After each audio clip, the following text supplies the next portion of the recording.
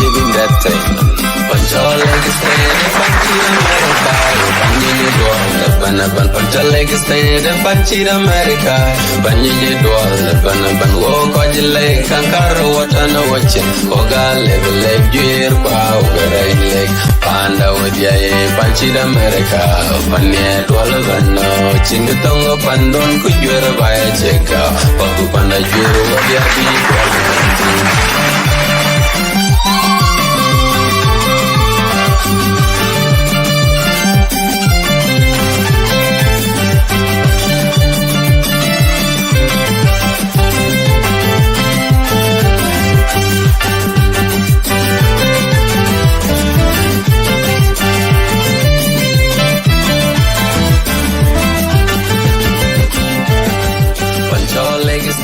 Panchir America, Panchir Dwal, Panapan, Panchal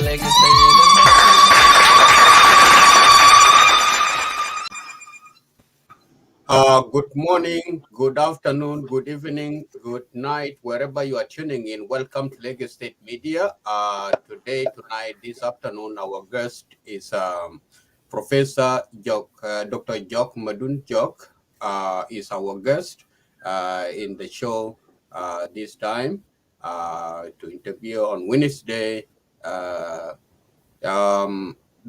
The topic that we will be talking about here is on Wednesday, South Sudan Central Bank directed commercial bank to freeze and block the account of 5 people linked with the PCCA, Abraham Awolage, Rajab Mohandis, Wani Michael, James David Kolok, and Quilla Gwerkwil. Affected organizations associated with the PCCA are Sudd Institute, organizations for responsive government. So, African Foundation for Democracy and Accountable Governance. So these are the things that we are going to be talking about here. And as we usually do, we will not drop down the link for all our fans. Just share the video, and we are not dropping the link to invite anyone in. If you have any question later after we finish our questions, you can just ask it. So welcome Professor Dr. Jok to Lagos State Media once again. And I will give the mic back to Abraham Madut Jok, my co-host. Thank you, Isaac, and thank you, Dr. Jok Madut, for accepting our invitation to come to Lagos State Media. So for those of you watching, please start sharing the video, and we will be live on Facebook and on YouTube. Also, too, as all of you watching, you know, Dr. Jok, who is he? He's one of the well-known. He's one of the author for 5 books, and also he wrote a lot of articles about Sudan and South Sudan and agenda and racism and you name it. So he is here with us, and I will give this opportunity to him so he can introduce himself before we start our question. Dr. Jok, welcome to Lagos State Media. Thank you for coming, please. Thank you very much, Isaac. Thank you, Madut, for inviting me to this wonderful platform. I have watched some of your interviews, and I really enjoy the line of questioning that you do, and I want to thank you for the service that you provide for South Sudanese to be able to listen to one another, dialogue with one another, and share information from all corners of the world where South Sudanese have found themselves scattered across. So thank you for inviting me. I'm only delighted to be part of this this platform. Thank you so much. Yeah, thank you, Professor Jok Madut. On Wednesday, as my colleague Isaac mentioned in his statement, on Wednesday we see the news that the Central Bank of South Sudan directed Commercial Bank to freeze or block some of the 5 members of PCCA, and also for those who organization that associate with these 5 individuals. Those banks, those organizations, this is including one of the organizations that you co-founded, Sudd Institute. So, can you brief us what is your reaction on this decision that South Sudan Central Bank take to freeze bank account of these 5 individual organizations associated with PCCA?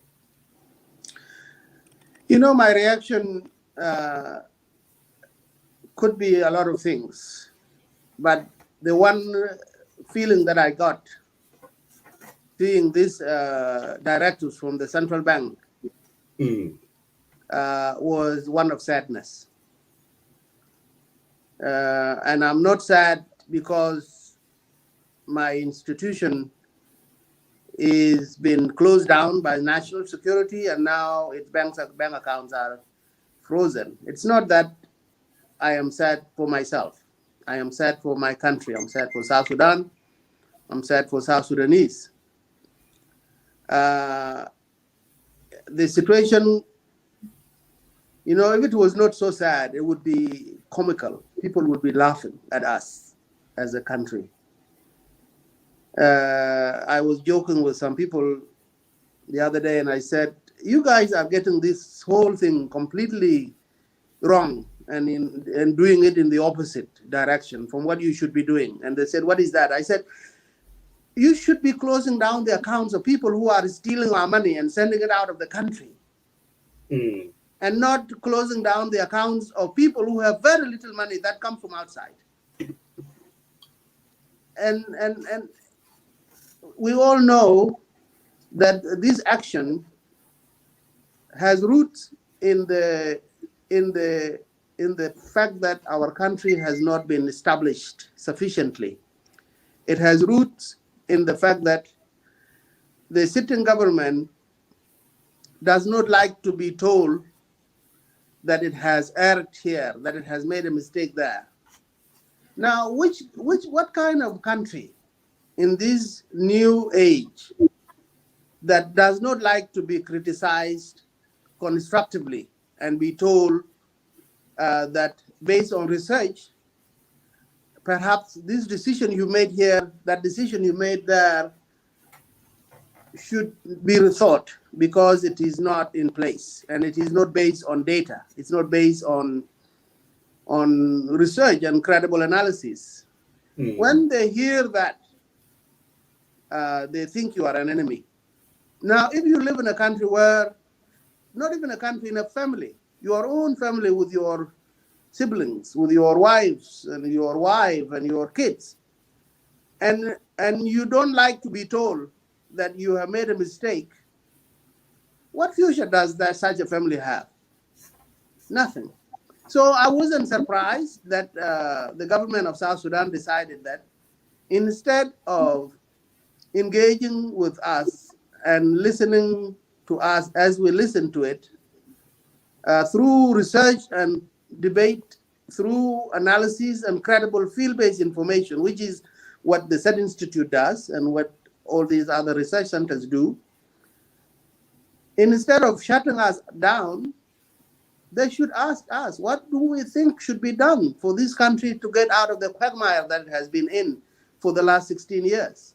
Our people fought for 192 years to be free. And when they did, they found themselves living in circumstances that are worse than what we were fighting against. And you don't want to be told, lest you cut people's throats, you withdraw their passports, you close down their bank accounts, you shut down centers of knowledge. That has to be very, very funny, except that it is not. It's very sad. Yeah, as I see one of the report, Radio Tamazin report, and the interview one of the PCCA, he was mentioned that those bank accounts, they don't have any, they are not hurting them for those 5 individuals because they don't have money. Those organizations that they don't have enough money in those because they spend money on their work. So do you and other your colleague in Sudd Institute, do they send money that you guys have in that bank account that government frees them? Well, that is really besides the point, Madit. If you, it's not the amount of money you have in the account that matters. Otherwise, if it was about money, the government would not have bothered to close it down because they know there is no money in it. It is the principle that is an issue. The principle that we are citizens of this country. We have not taken up arms. We are not shooting anyone. We are criticizing the processes, the state, the judiciary, the parliament, the creation of the government of the national unity, the delays in the implementation of the peace agreement. We are very critical, not to destroy our country, but to advise each other, to share each other's views, to see what is the best way forward for our country. And your immediate reaction is to close down a bank account which may only have $200 in it. How does that solve our problems? So the issue is, yes, some of these bank accounts may have actually nothing in them. But what if they did? What if they had money in them? What is that money doing negatively for the country? And so my reaction to and indeed the reporters from Tamazight saying that these bank accounts don't even have money in them is besides the point. But let me add to that it is not just about the money that is in the account or is not in the account. It is the fact that even if we had millions of dollars in those accounts and now they are frozen, would that make these people stop talking? Would that make me stop talking, or Abraham Awolej or Wani Michael and all these other people they have mentioned? Would that make them stop talking? On the contrary, it is bad for the government, because I'm not speaking for the others, but if the government sees me as the enemy, what does that do for the government in the large scheme of things, in terms of me being a South Sudanese living in a foreign country, and all my life in the foreign country I have supported the government, I have defended the government, I have defended the country, out of conviction that governments come and government go, but the country is always going to be there. So I am not going to be engaging in anything that harms my country. This is the philosophy I have lived by for all the 20 years that I have lived on and off in the United States. Don't do anything that harms the country. So if now at the end of the day, the government of my country sees me as the enemy, who is going to be doing the defending that they have enjoyed the last 16 years in being in power? So, in a sense, the antagonization of citizens like myself, like others, in the long run, or even in the short term, is not going to be in the interest of that government. It is simply going to show that government in a very, very, very bad light for us, the citizen, but also on a global community. Take, for example, some of the things that we highlight in our research, issues to do with corruption. All these fraudulent contracts, such as the contracts they give to El Cardinal from Sudan, contracts given to people like Kurajing, people like Ding Madol and others, who have been given contracts to deliver a service, and they got paid very huge inflated invoices in the hundreds of millions of dollars. But the service they are contracted to do has not been delivered. And we say to our people that this is not a good use of our resources, and that we should challenge and question our government and its actions, its financial management system, the fact that contracts have been signed since God created earth. But there has been no place on earth where you sign a contract and pay the contractor before they put down a single penny of their own money. Never been done. And so when we pointed out that, the SPLM office, that is the new SPLM office that was being built in Juba, across the street from UNICEF, is sitting there now as a foundation, as a skeletal foundation, because the SPLM office at that time contracted a Kenyan company to build the office, and the company was paid 25% in advance. If you give somebody 25% of a multi-million-dollar project without them investing a single dollar of their own money, what guarantee is there that they would not just take the money and run? Because it's not money they have lost anything on. So you give 25% of a multi-million-dollar organization, project, and the contractor left. That's why the SPLM, the old SPLM, the SPLM office that was supposed to be built in 2007 is now still sitting there as a foundation, and nothing has been done to it since, because the contractor left with the money. And when we point these things out, you think that closing down an account that has $200 in it is the right response, and you call yourself a government. It's pathetic and it's laughable, except that it is not laughable. It's very sad and it is destructive, and it costs precious lives of South Sudanese. Okay, thank you, Professor Jok Madut.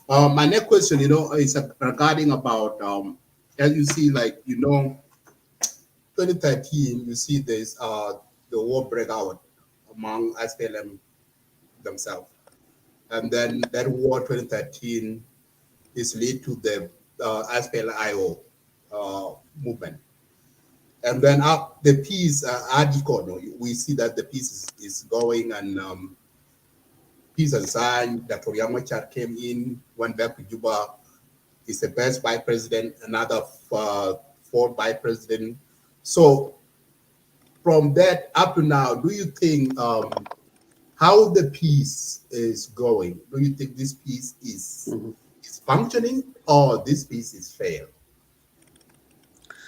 Thank you. It's a very good question. It's a fundamental question. It's actually an existential question, if you wish.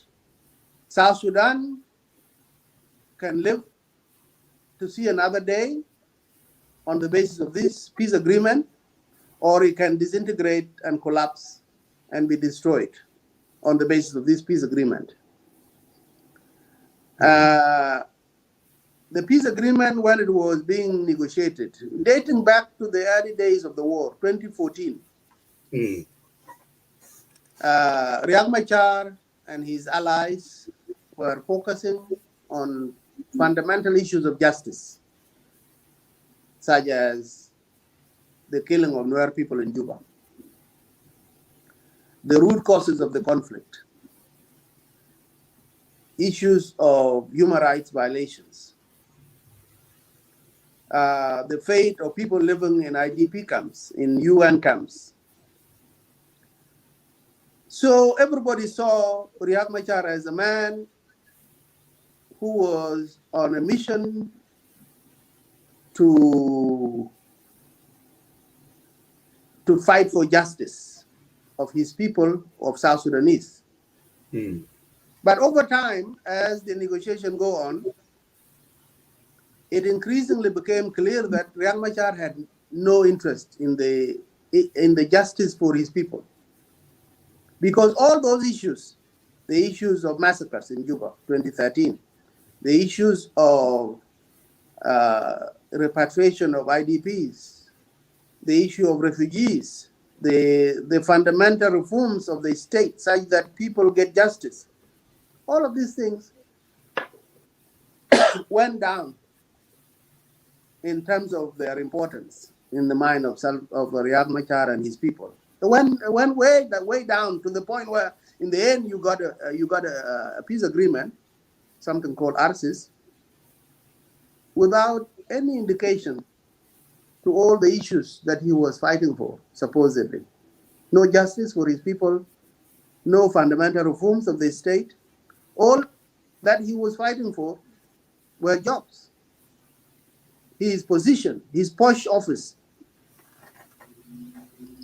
Second, in 2018, it happened again, where it seems to us, to everybody, that his fundamental war was on being able to get his posh office and house in Juba, and all the victims of the war that he was party to can all go to hell, as we are seeing now with the flooding, with the IDPs in Bantu living basically in water.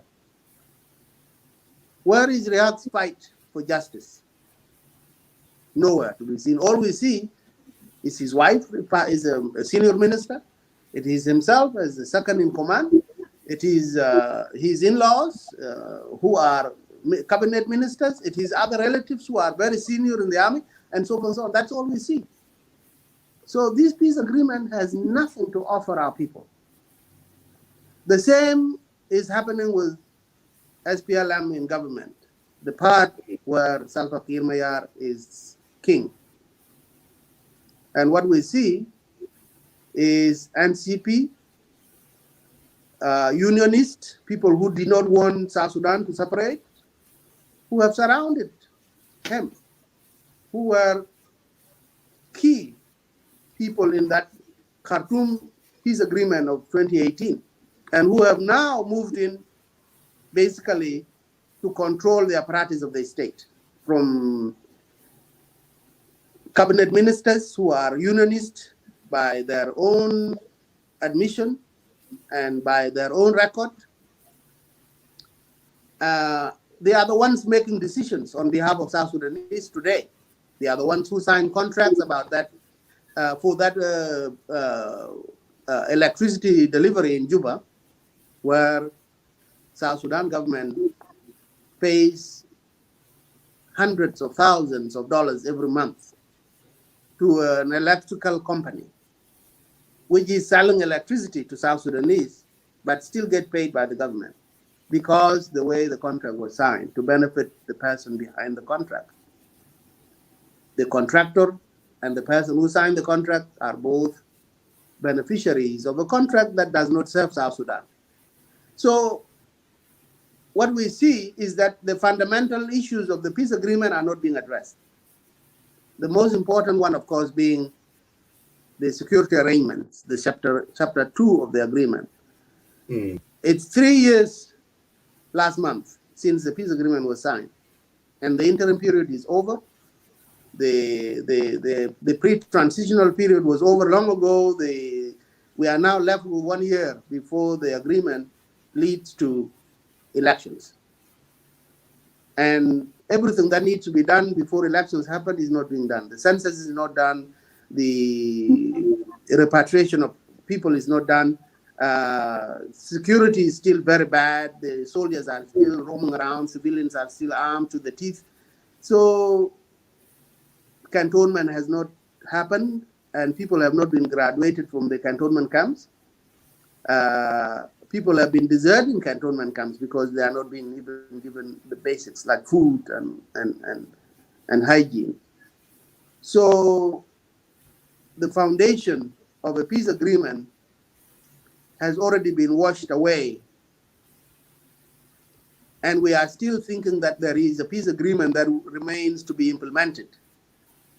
When 3 years of the interim period are gone, leaving us with less than a year before we are supposed to hold elections, and we think there is a peace agreement being implemented? No, we have to be naive to think that there is a peace agreement coming.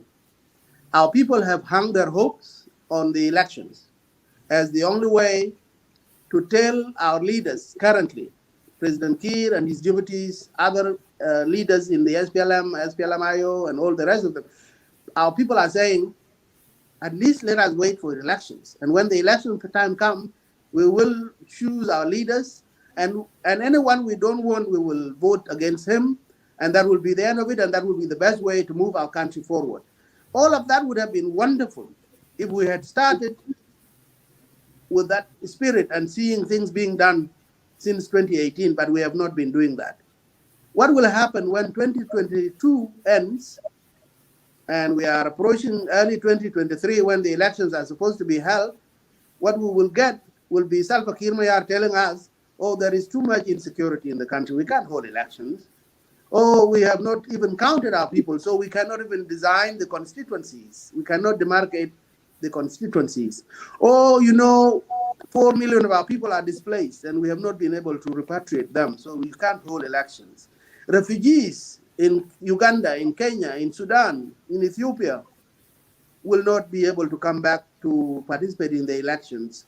And therefore, we should not hold elections. Let us get another term and so that we can arrange all these things with hold elections. If you give them another term, and this will be easy, obviously, because the parliament, which is in place now, the legislature, is the hand-picked legislature, which Salva Kiir created himself with his allies.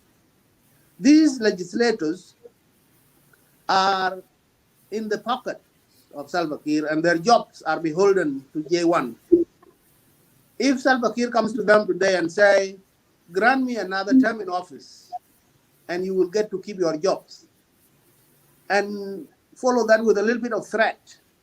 If you oppose me on this, not only will you lose your job, but you will be miserable. You will be denied some goodies. You will be denied protection. You will be denied money. You will be denied any kind of influence whatsoever. So which gives? What are you going to choose? You support me to give me another term, or you suffer?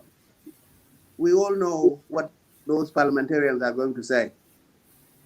So there's no mystery. There's no mystery whatsoever in saying that there will be no elections.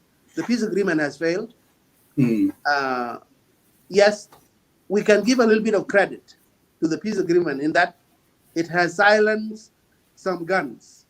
And that is something we can acknowledge, because we are only seeking truth. We are only seeking welfare of our people. So we don't need to discredit everything. But with the silencing of some guns, the government has sat back in Juba claiming that they have achieved peace, when we know our people are dying every day. Luanjang in Tony was fighting in Eastern Tony with all the different groups around it. All the infrastructure that used to be there is destroyed now through communal violence. The people in Eastern Equatoria are being hammered by segments of SPLM-IO. Other whole-out groups are still out there, not joining the peace agreement. So when we say that there is peace agreement, we don't actually know how much peace does that contribute to the lives of our everyday people. In my view, and I have traveled widely in our country, I know our people, this peace agreement has not trickled down into the lives of everyday people. And with that, how do you measure peace? You measure it by the agreement, you measure it by the government created, or do you measure it by the reduction in death and suffering of your people? I think it's the latter. It's a no-brainer. We measure peace by how many lives we have saved, by how much infrastructure we have defended and saved, how much service we have delivered to our people, what justice have they achieved as a result of that peace. And on all those scores, zero. Another thing too, you mentioned, you talk a little bit about silence of the gun, and also too, you mentioned about the security arrangement. We see IO's speed is split separate into two factions. SPLA of Dr. Young Machar by President, and SPLIO, which is they call themselves now, is called Keep One Declaration, led by General Simon Garwich and General Johnson. Last week we see, few days ago, we see that the security advisor to the president went to Khartoum to meet with this group so that they can bring them into to the table so that they can have a peace between the group of Dr. Young Machar and they are demanding that Dr. Young Machar, they need a position of Dr. Young Machar. Simon is demanding that position. And other holdout and those crises and people are killed together, like you mentioned in Toy. All these crises going on in South Sudan, and what is way forward here? So, because the reason why I'm asking this is because you were in South Sudan, you were there and you go inside. What will be the solution? What government will do to bring this pull out group and IO that is divided into two now? So how can the government work with those opposition so that the peace can be achieved in South Sudan in order the election, the road to election 2003 will be achieved? So go ahead. Yeah, right. Indeed, that is the fundamental question, isn't it? What is the way forward out of this quagmire? Right. People are killing each other daily in all corners of the country. Opposition groups are fighting the government still. Some opposition groups like SPLM-IO are dividing into different factions. The flooding is washing away our people. Diseases are going to take over. In this time of flooding, malaria is rampant. Cholera is a threat. Typhoid is a major threat. Children, pregnant women, elderly people, a combination of disease and hunger simply reduces the lifespan of our people. For women, it's now 50 years is the average lifespan. For men, it's 40. And so it begs the question, what is the way forward? How is South Sudan going to move out of this situation? And this is not a cynical question. It's a fundamental research question. It's a policy question. And we are not saying that anybody should be blamed. I mean, flooding is a natural occurrence. Disease is a natural occurrence. Salva Kiir didn't make the flooding. Salva Kiir didn't cause disease. But we have a government. What happens when a government is in place when disasters happen? Disasters are happening everywhere. They happen in America. They happen in Asia. In Europe, just not so long ago, Germany was almost overtaken by flooding. But what makes the difference is the response from the government of the day. And putting resources up for it. Deploying the army to dig dikes and passageways for water. To rescue people who are dying in the water and take them to safety. All of that, none is happening. In fact, there is not even a statement coming out of State House that can express solidarity with people. That can say to our people, we see you, We know you are suffering. Our hands are tied because we don't have resources, but at least our hearts are with you. Yeah. Where is that? Where is the leadership? Where is the role of the president, which we see as fatherhood? The president of a country is essentially a father of all of us. What is the problem with our president going on the media and say to his people that he expresses his sorrow and sympathy and solidarity with them, even though he does not have so much in his hand to do to rescue all of them? But he will try with countries around the world, with NGOs, with the UN, with ordinary citizens like myself, like you. If we are called in an organized way and coordinated action by the Ministry of Humanitarian Affairs, by the UN, by the army, and by ordinary civil society groups, we can all join hands and do something. At least our people will be seeing us trying to do something.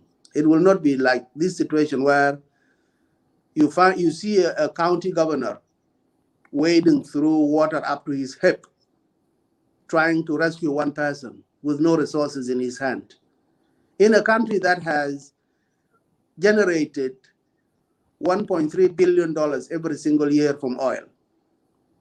And all that money is gone. So my answer to you about what is the way out then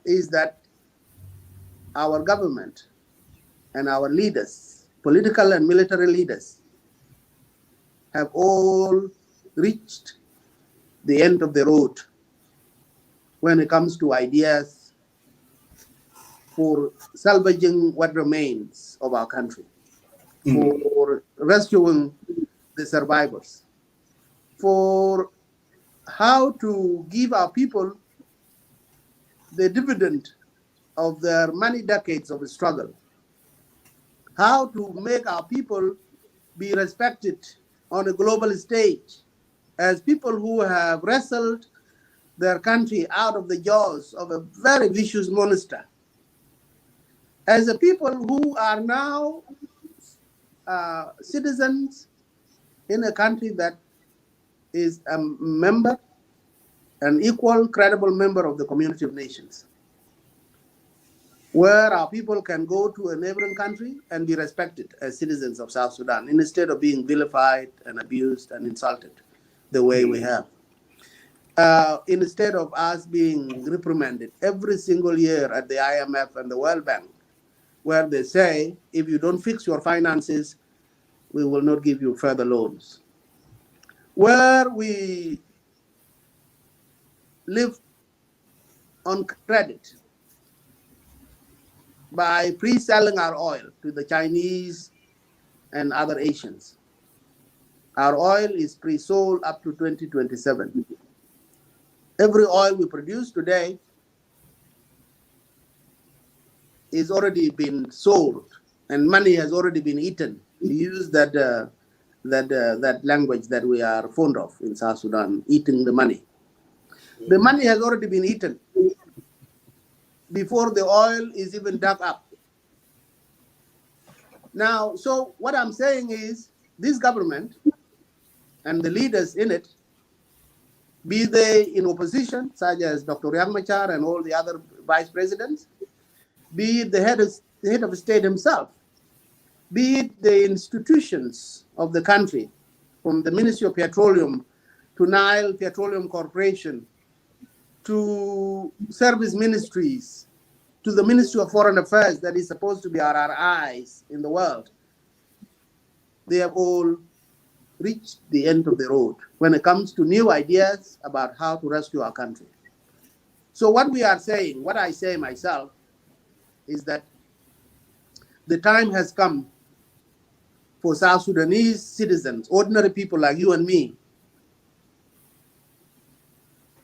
to take our country back from this failure. And we take it back by means of peaceful popular protest, by creating alliances in our communities, by dialoguing among ourselves, between the soldiers in the army and in the security forces, to tell them that the government that they protect by killing us when we talk or arresting us and closing bank accounts, instead of doing these things, let us enter a dialogue to create a revolutionary platform. And with that revolutionary fervor, we will change the government that is in office today. They are our people. The leaders are our leaders. They are our people. We don't hate them. We don't want any harm to come to them. We simply say, let us pressure them to recognize that they have erred, that they have made a mistake, that they have let down our country and they have disappointed us. And when they do, we will sit down with them and we'll discuss how to build our country going forward, starting with the structure of the army, going to the constitution, to the institutions of the state, to how to select leaders, how to govern our country at all corners, from the villages all the way to the capital city. Right now, the government we have is a government of the capital city, whether that is Juba at the national capital or state capitals. But beyond that, there's no government. Our people do not have government in their lives on a daily basis. That's why somebody can be killed today and there will be no judicial intervention. And the person will suffer injustice until that day when they decide the only way to get justice is to take revenge. And they go and revenge, and then the cycle begins again. Revenge after revenge is what is killing people in Tonj. It is what is killing people in in Tambura. It is what is killing people in Eastern Equatoria. It's the fact that the state does not exist in our lives. It only exists in a negative way. It doesn't exist in a positive way as the arbiter between all of us, as the monopoly of the use of force. All it does is collect taxes and take our oil money, take gold money from Eastern Equatoria and invest it in the lives of individuals. And all the rest of us rot in misery. That cannot be a state, and we can no longer take it. We have to I have a follow-up question regarding that. And I have one more question to ask you to give a microphone to my colleague, Isaac. You mentioned about uprising. You said that uprising is what we need as a citizen of South Sudan to remove this current government. And uprising, we see what happened on August 30th when PCCA announced that they mobilizing citizens of South Sudan to go on the street to protest. And the government response is throw out the tank and the heavy machine gun and police on the for the safety. My question regarding, and we see, Dr. Jok, you see, when Arab Spring in 2010, you see what happened in Libya when Mubarak was Gaddafi, was removed, and we see what happened in Egypt, and we see what happened in Iraq, and other countries that Arab Spring and the citizens went out for protest. So it's turned out when they remove those, except Egypt now is good, but other countries are not stable. So to remove the current government by force or by uprising, aftermath, you will see the aftermath will turn out as no good.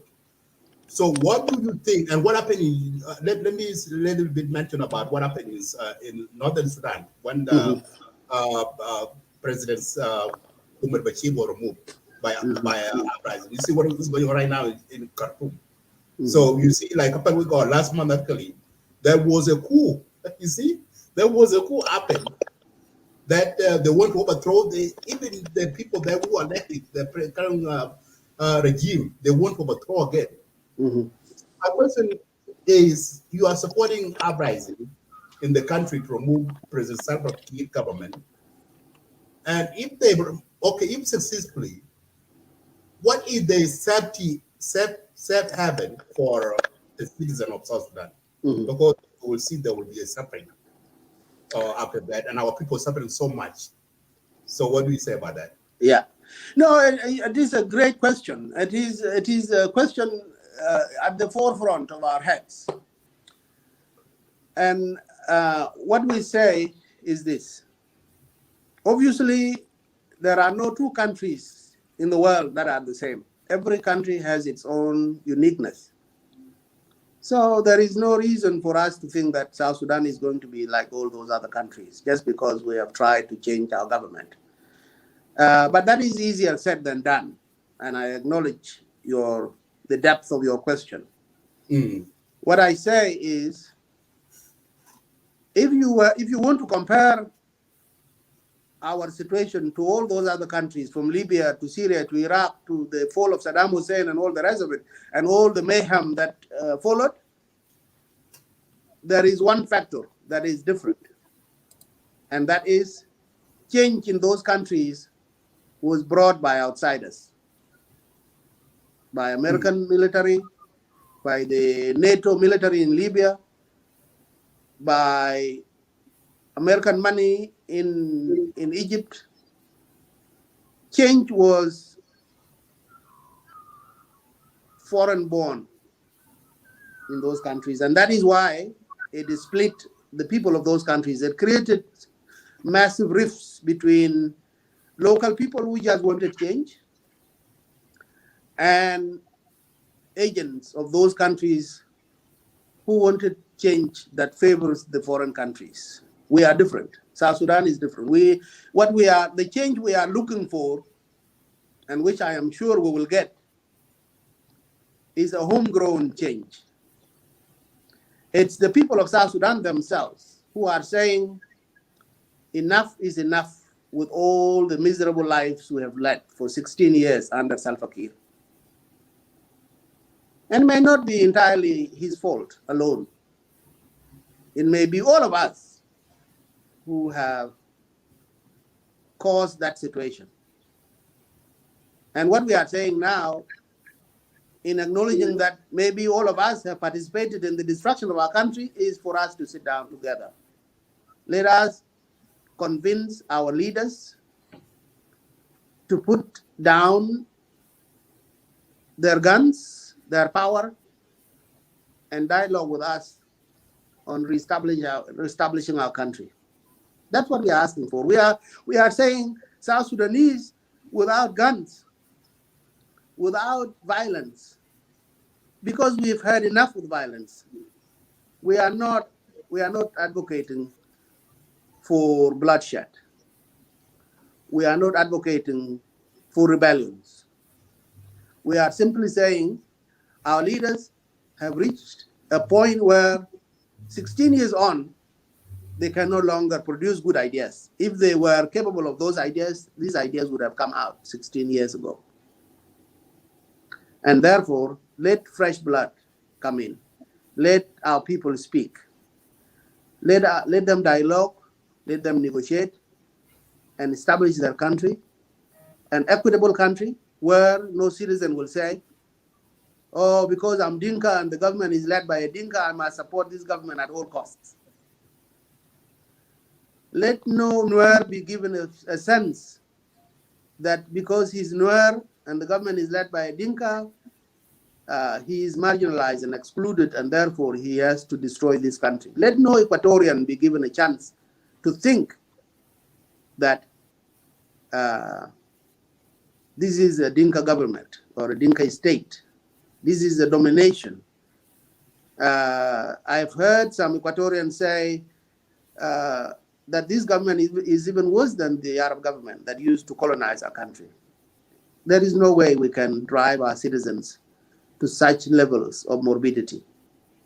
And therefore, we are saying the tools that this government has used to stay in power and to abuse us is us. We are the tools that the government is using. And the divisions that it has wedged between all of us are the weapons in the hands of that government. If we disarm the government from that tool from that weapon, the weapon of division along ethnic or regional lines. If we disarm them of that tool, tomorrow they will agree with us to sit down with us and negotiate about how to reestablish our country. So I think ours is a peace mission, and it's not a vindictive type of situation where you want to kill your enemy. We are not enemies with anyone. Our leaders, they are our fathers, they are our grandfathers, they are our liberators. We give them credit for how far we have come as a country, as a nation. But we have reached a situation where we say, let others try it. You have tried your part. You have done your bit. You have lived for 2 decades in your prime, in your youth, in the bush without seeing a doctor, going hungry. We've seen videos of Salva Kiir crossing rivers with soldiers. You know, what was he liberating this country and giving so much of his life to it? What was he liberating? Was it just the land without the people? And therefore we say your place is safe in our history. It will not be removed from the pages of our history. But don't go down with the legacy of failure. Go down with the legacy of success that you have achieved to make South Sudan possible. We are not enemies with each other. We are one people. Thank you. Thank you, Dr. Jok, and I will yield back my microphone to my colleague Isaac to ask me more questions, and also to the audience who are watching. We are watching your question. My colleague Peter Ken is writing down your question, and he will come and ask Dr. Jok Madut to answer them. So, Isaac, I will yield back the microphone back to you. Thank you, Dr. Jok. Isaac, go ahead. All right. Thank you so much, Abraham, and thank you, Dr. Jok. We will have just a brief break, such that you have a glass of water, and then we will come and start this one. Yeah. Thank you, sir. Yeah. So we are in commercial break, guy. Okay.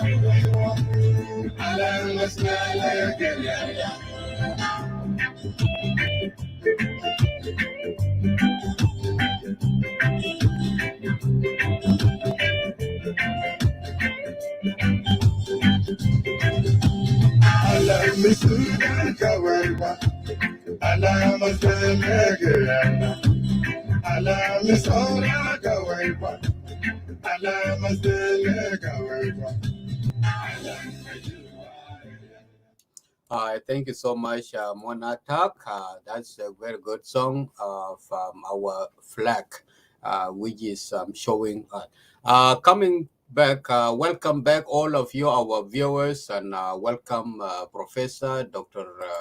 Jok Madut at Lagos State Media once again. My questions to you, as a professor, you are one of the professors in U.S. universities, and you have chosen to join politics in South Sudan first instead of joining education, which is your field, and teach a student in the South Sudan universities in one of them. Why did you choose that field of politics instead of your field? Well, first of all, I am not a politician. I will never be a politician. It's not my passion. It's not my desire. I was appointed once to be a civil servant, a senior civil servant in the Ministry of Culture as under secretary, and I accepted it based on my profession. I am a student of culture, and I thought if I took up that role, then I will use that platform to build institutions of culture, from museums to archives, since these are in my professional alley, as it were, that I would promote our liberation history to make us proud of what we have achieved and make generations of South Sudanese after me, after us, be conscious and cognizant and celebratory of what South Sudanese have achieved after many decades of struggle. So that's all I can say quickly, that I have not abandoned my profession. I will always be a teacher. And so supporting and pushing and being an activist scholar all my life is not in search of political positions.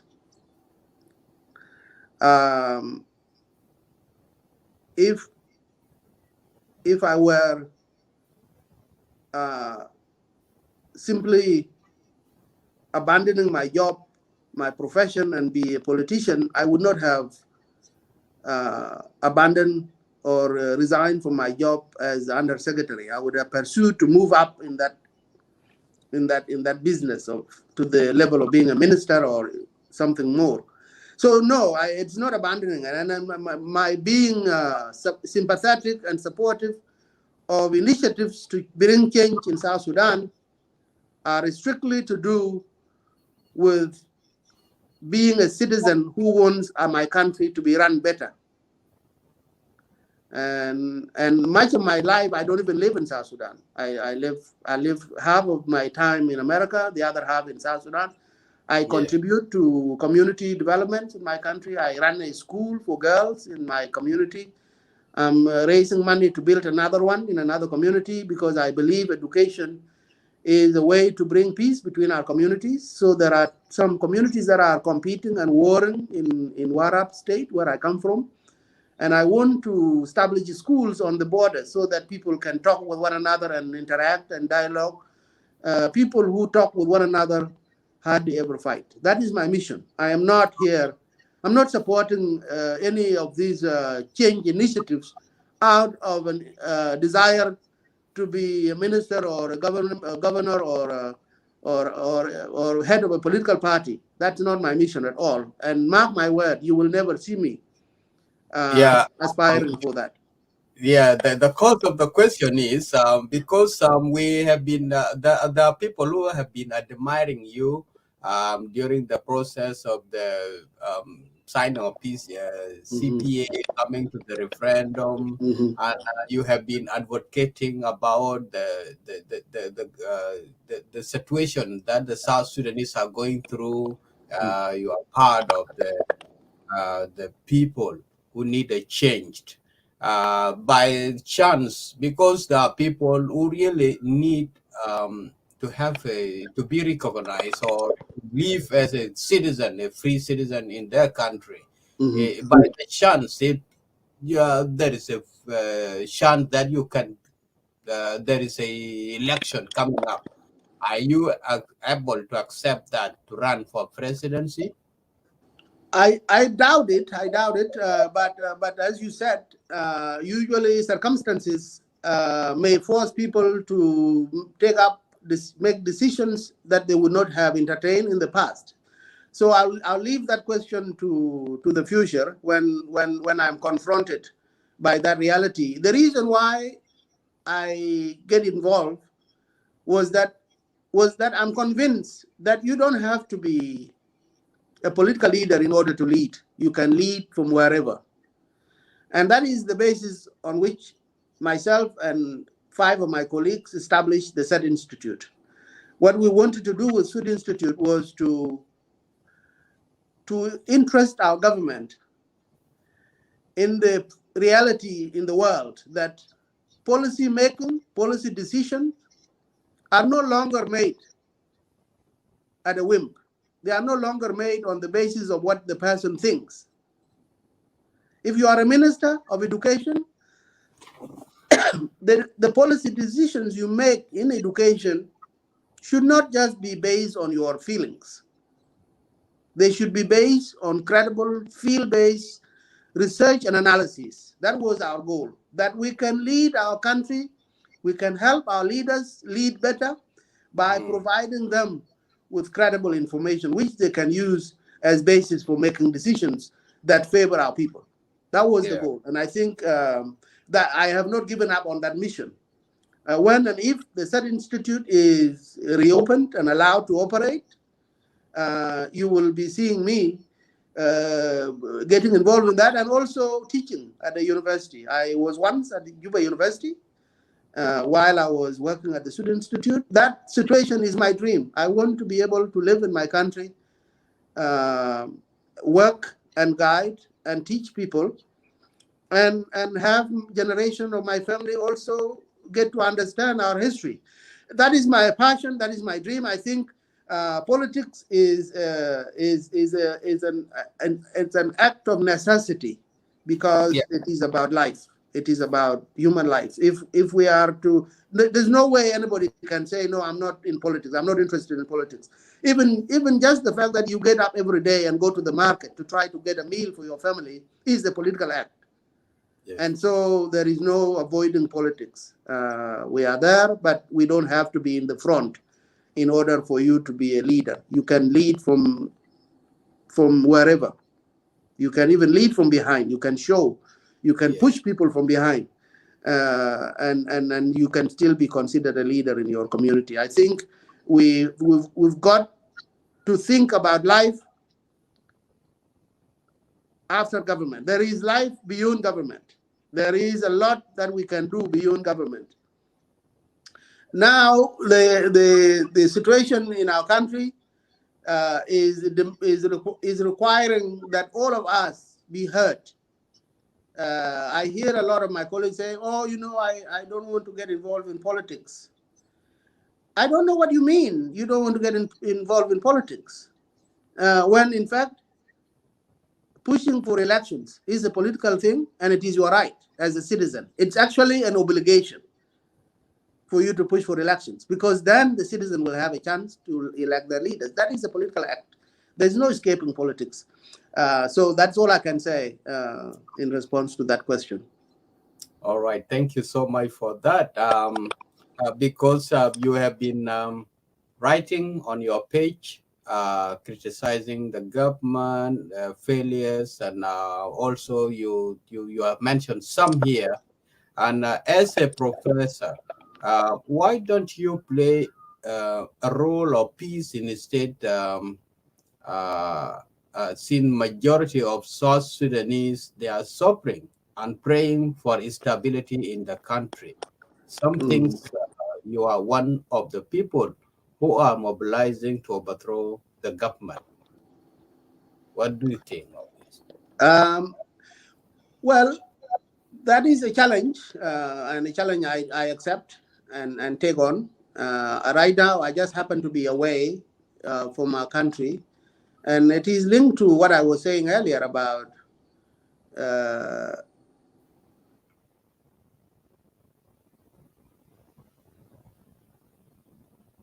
No, we can't hear you. You are sorry. Oh, somebody was calling me. I'm sorry. Right. So what I'm saying is that we are all definitely challenged and called upon to do our bit as individuals, as communities, to contribute to the welfare of our people who are now in need. So I've been engaging with people, telling them that obviously each one of us should be able to do something. But at the end of the day, we still need resources. We still need government institutions. These people that you see living in water today are people who pay taxes of one kind or another. Either they paid their cows during the liberation to be eaten by soldiers, or they are paying taxes to their county, or their oil is being harvested from beneath them. Timbers are being cut from our regions. Cattle are being sold and taxed. Even a woman who is taking a bundle of twigs for firewood in the city is being taxed along the way.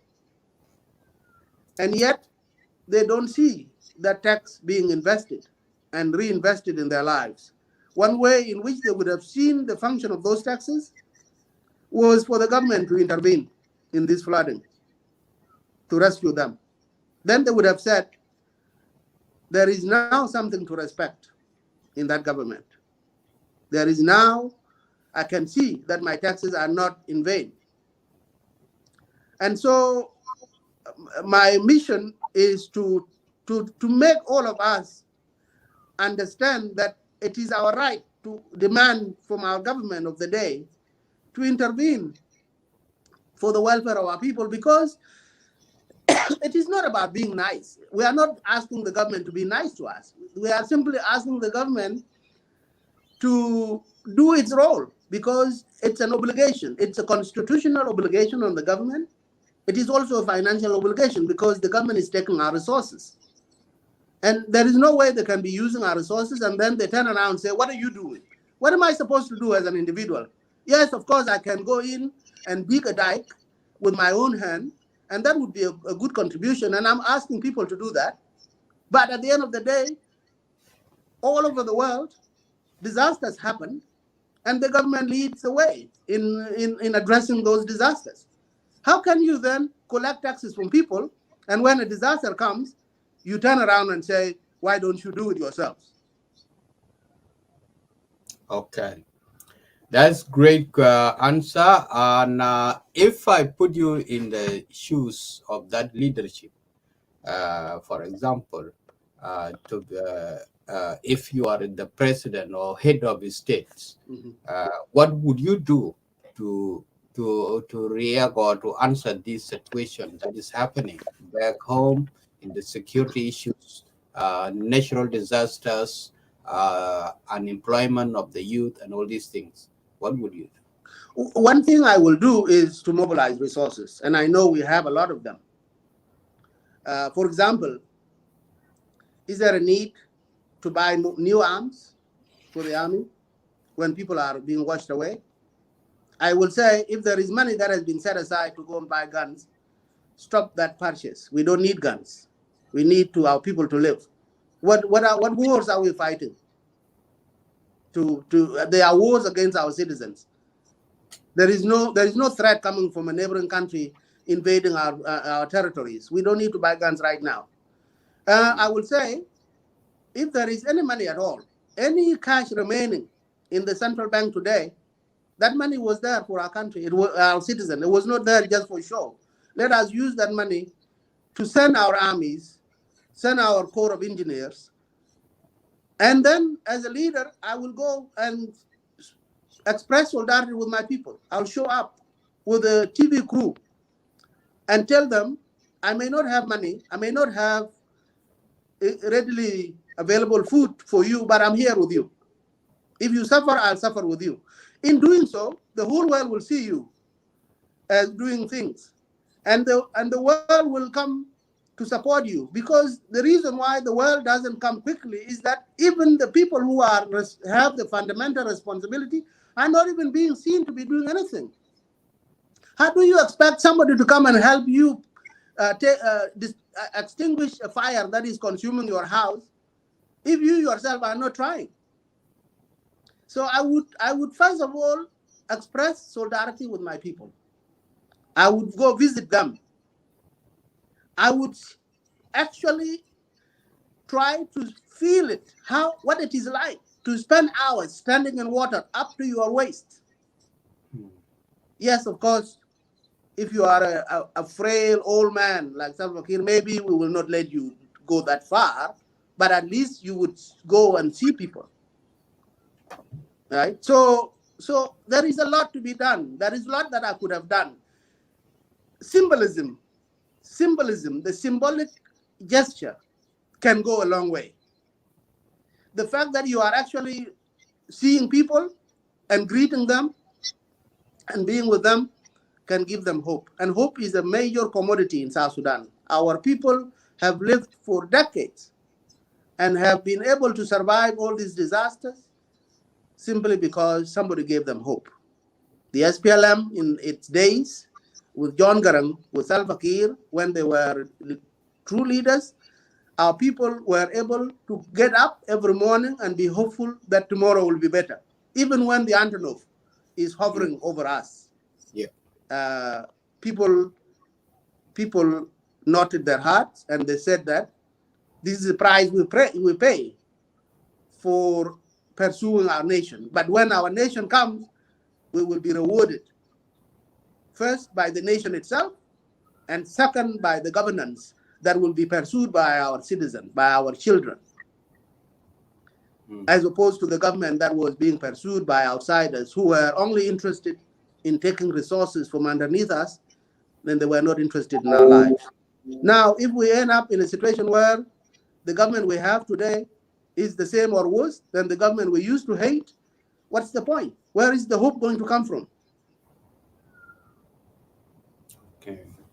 All right. Thank you so much for that answer. It's really good. Coming back, I will need to refer you back to 2010 to 2011. You play a great role in during a referendum time. You were watched worldwide, and many people they know. But can you tell us a bit more about how the referendum? What was the visions and what people were thinking? Because we got even children who were born in that period, or those who were still young, they know nothing about this referendum, how it comes about, and how we end up to this association. Can you elaborate more about it? Yes, indeed. So, as you said, the opportunity to participate in the referendum and to be actually able to vote and determine the future of your country was a kind of rebirth. It's a kind of being born again. And the jubilation was unmistakable. It was on the faces of everyone, South Sudanese and their friends who are also foreigners who have watched the situation. We were all absolutely elated and jubilant, and there is no mistaking how we felt with that moment being a culmination of many decades, almost 200 years of the struggle now has culminated with a moment when we can decide our future. And we voted overwhelmingly for the country to be what it is today. Then the independence came, and another moment of jubilation. And I think at that time, we had focused our eyes on the big prize, which was for South Sudan to become an independent country. We did not ask ourselves at that time, then what? Once South Sudan has become an independent country, what happens? What is it that is going to make it a viable, cohesive, progressive, and developed nation that our country, that our people have aspired for so long? What is going to make it? That question we didn't ask at that time. If we had asked it, probably we did not implement the answer. And the answer that I was talking about all the time was that there is a dual project. There is a project for state building. That means the institutions of the state will be built, the judiciary will be there, The constitution will be the nucleus of the country around which we can all rally as one people. Yeah. And then on the other side is the question of nation building, which means people themselves. Unfortunately, we focus on the state building, and it's not bad. State is needed. Unfortunately, we did not give due recognition to the other side of the coin, which is the people themselves, to build people-centered programs, to then ask people what is in it for you to be a South Sudanese rather than to be a citizen of a particular ethnic group or a particular region. We did not pursue that, and that was my project at the Ministry of Culture. I was trying to ask that question, to say, if we are South Sudanese today, and not, we South Sudanese above everything, and then other things thereafter, right? We have to recognize the diversity that the country is made of. We have to recognize the fact that we have suffered a great deal, and this suffering has to be confronted, and we have to put the history of that struggle on the table so we can stare it in the face, so we can see what damages we have done to one another in that quest for our country. That was the mission. We wanted us to be able to dialogue with one another and say, we were united by the quest to be independent. Now that the independence is here, we are going to be disunited by the things that we have ignored, including the fact that we are a multi-ethnic society with a history of a very vicious, treacherous relationship with one another. If this country is going to be a viable country, we need to address that history, such that citizens who have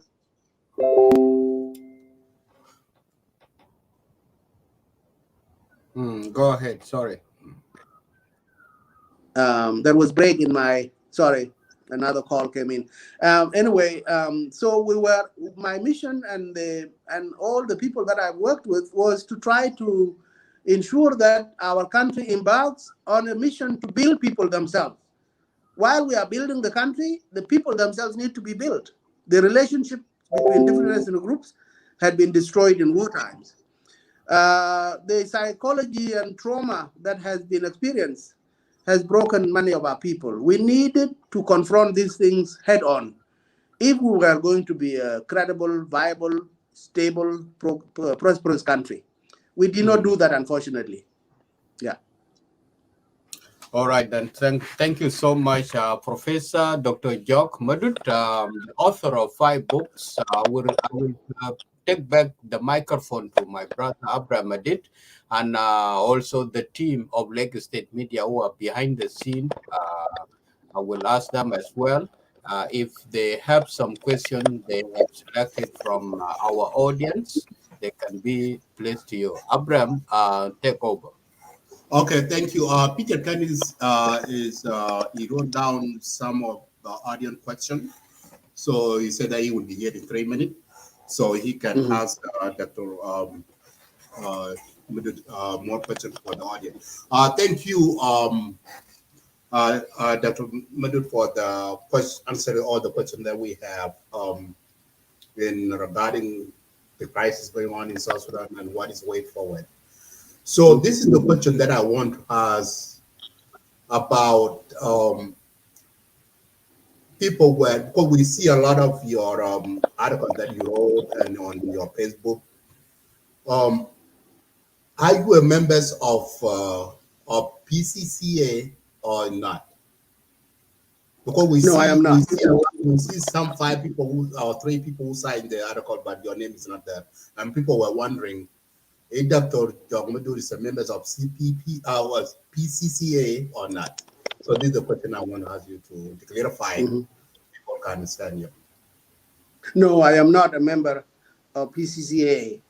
I am a sympathizer, however. Wow. Yeah. Okay. So, and also too, they when you and your co-founder of Sudd Institute, and you guys work with government for all these years, saying independent 2011 until and those people who who founded PCCA, they were a member, like Abraham Wallich was your ancestors. He took over when you are, and he is a current before they closed down. Your organization, your objective, and this is where the government moved forward and closed down the Sudd Institute. What do you think the Sudd Institute now is closed down?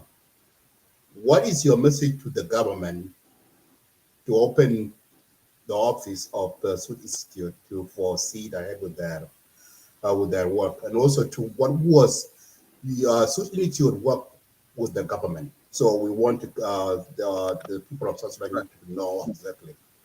So go ahead and answer that. Yeah, no, I think, I mean, first of all, let me just declare that I am no longer with Sudd Institute. I am a co-founder. I was the founding director. It's part of me. I'm a family member, but I'm no longer with the Sudd Institute. I step aside from it because, you know, when you found organizations and you lead them, there comes a time when you want to let others carry the mantle. It's what people do to train each other, to try each other out. Abraham Wallich took over from me, and he did a marvelous job, sustained the institute through very difficult times. And Abraham Wallich also stepped aside, and Augustino Tingmaya is director of it. So the fact that our premises have been closed down, in my view, if I were still with Sudd Institute, I would say it doesn't matter. You can still work from home. Institutions work in their homes anyway now in COVID times. But it depends on the government. If the government wants research centers as a way to contribute to the development of the country, the onus will be on the government to open it, reopen it, or to shut it down for eternity. It will be something South Sudanese as citizens will take up with their government. Why do you kill sources of knowledge? Why do you shut down institutions that are doing the work that citizens ought to do for the success of their country? That is a discussion citizens will have with the government of the day. I think what we need is a government that is confident in itself, a government that will take criticism and see it as advice rather than a personal attack on someone. I think we have to evolve as a society to the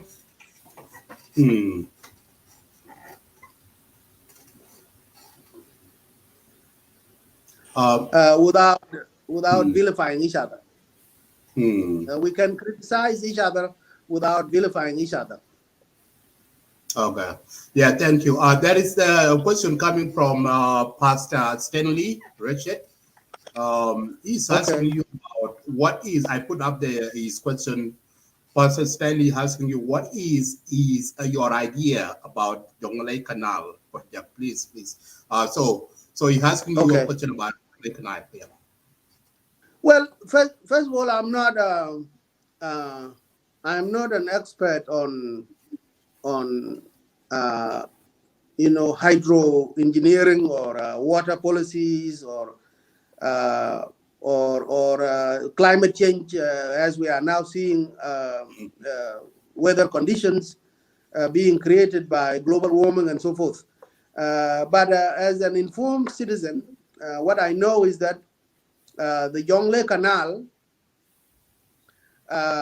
has been studied immensely, and the conclusion seems to suggest that if the project was completed, it would be disastrous to the people of South Sudan, not just the people who live and graze cattle in the region, but also wildlife, which is a big resource for our country. It will also be a disaster for the whole region, because it will most likely, if the experience of other canals like the Panama Canal and other canals in the world have, if that experience is to tell us anything, I think it would not be beneficial for South Sudan to carry on with that project. That's my lay person's view. Yeah. But And there are a lot of people who are studying it now. There are now South Sudanese who are studying at Oxford, at Harvard, at MIT, who are focusing on the future of the canal, but also the future of the Sudd as a whole. You know, the Sudd region is the world's largest freshwater swamp. There is no place like it on earth. And so, I see his point. I see his point of his question about the canal, because we see the flooding going on right now. And so, yes, when it comes to the issue of the flooding now, the canal is not the only solution to the flooding. There are many other solutions we can adopt, including building smaller local canals, local streams of water, and building dikes. You know, the countries like the Netherlands, exactly. Holland lives below sea level. It's not even like us, which is above sea level. They are below sea level, and it's a country that is made up of water, and yet they have managed to build streams through the cities, sometimes canals passing under the buildings, and throughout the cities of Amsterdam and many other Dutch cities, you will find that they have been able to dig rivers and canals to traverse the entire region, such that the flood water is drained into these streams, and leaving the rest of the area for cattle, for farming, such that now the Netherlands is one of the largest farming countries. It's probably number 6 in the number of cattle they have in the world. And so there are many other ways. The canal, the Jonglei Canal, as designed and proposed, is not the only solution to such water issues. In fact, it could be a very serious disaster for us. The flooding is a serious issue. We need to engage with neighboring countries. The dam at Jinja in Uganda, the amount of rainfall coming down from the highlands of Central Africa, we need to study this properly, and that requires a government that is a government that takes this issue as a priority issue, not a government that waits until there's a disaster and then run around telling us that we should blame God for our disasters. Yeah, so there is a question coming from Emmanuel Gustino. Let me pull it up. Gustino asking you that he said that does Dr. Jok Madut still believe Kiir and Machar should step down? That's a question. Or they should continue to the parliament peace until the election, then for the citizen to decide. Right. So he asking you 2 questions. Right. No, this is a good question. We've alluded to it earlier on. The quick answer is yes. Salva Kiir and Riek Machar need to step down forthwith because the elections are not going to happen. The peace agreement is dead, even by admission of the president himself, who said that the RCs is not implementable. He said that. And so if RCs is not implementable from the mouth of the person who is in charge of it, why are we wasting our time waiting for elections which will never come? I think they need to step down. But I am aware that they are not going to step down on their own volition, obviously, because power is sweet. And once you are in it, it's very difficult to give it up. So that is why we are calling on our people to speak up and take their country back by flooding the streets of Juba and other towns, demanding one thing and one thing only, and that these leaders of ours sit down and dialogue with us, just like ordinary citizens, on how to move our country forward. Okay, let me the follow-up question regarding about that. You mentioned about the citizen can go on the street and the manning chain. And you mentioned before in your explanation some of the questions. You said that each country have a different. And I see that, and that's a good point. And this is one of the things I want to mention about this question that we are on.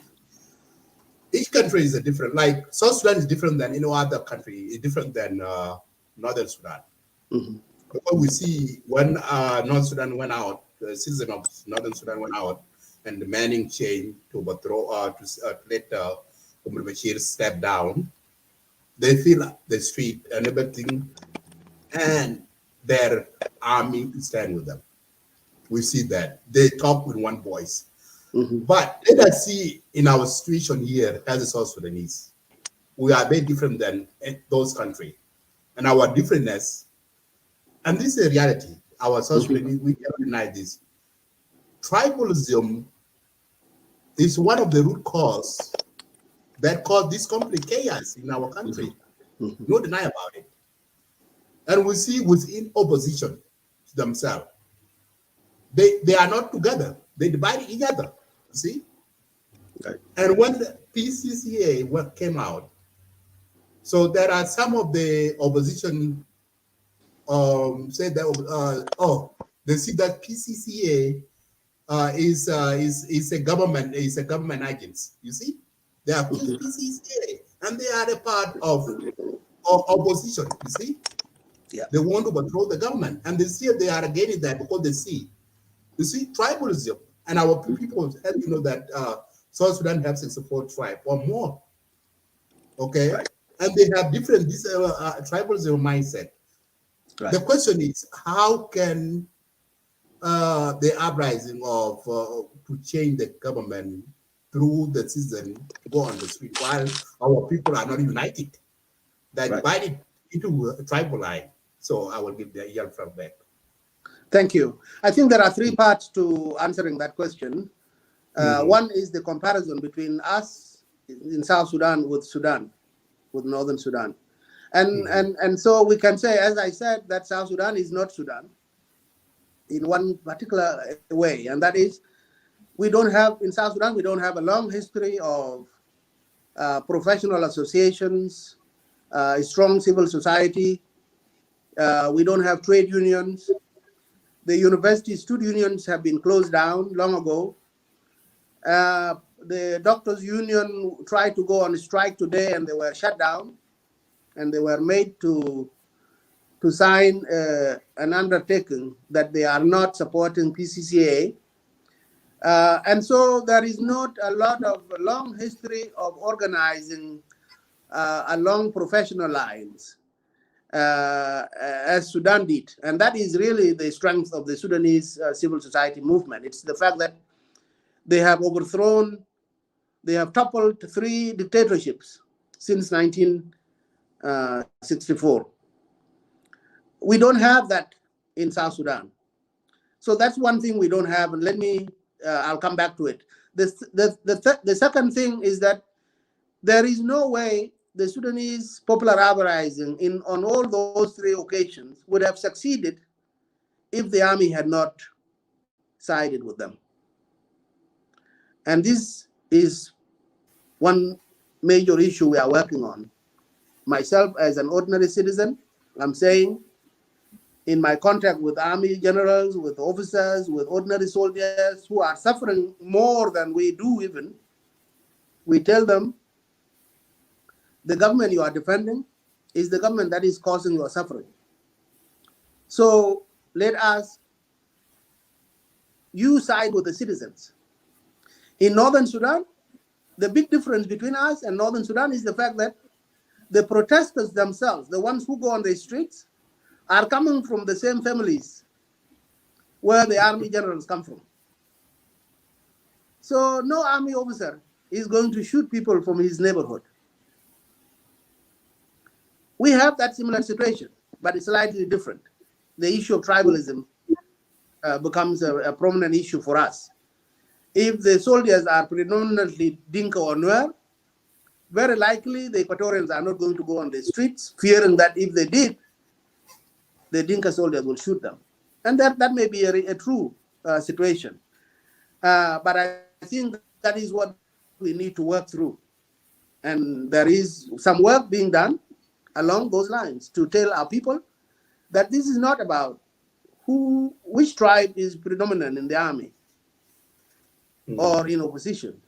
The issue is, how can we change this government that has made us suffer so much, all of us, regardless of your tribe? How can we change this government that uses division along ethnic lines as its most important tool to stay in power? What are we going to do with that? And through these questions and dialogue between the various groups of people, we are building a revolution. And that brings me to the third point, which is that a revolution is not an overnight thing. We are not saying that we know that this will happen tomorrow. But if we go on the streets tomorrow and we get threatened with violence, as it was done on the 30th of August, most likely our people will go back into there, or they will not come out, and they will go back and organize again.